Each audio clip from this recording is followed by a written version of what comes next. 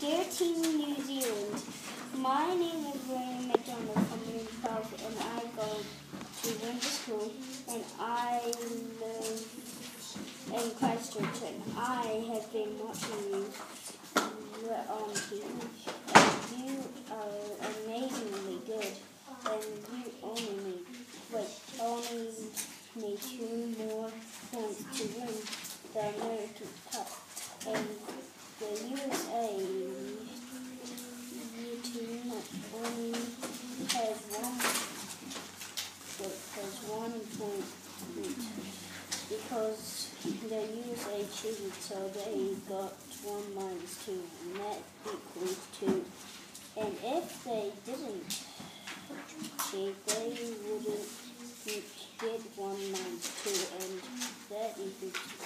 And New Zealand, you are the best. Just don't give up, New Zealand, because you know that you're the best, New Zealand, because you never give up.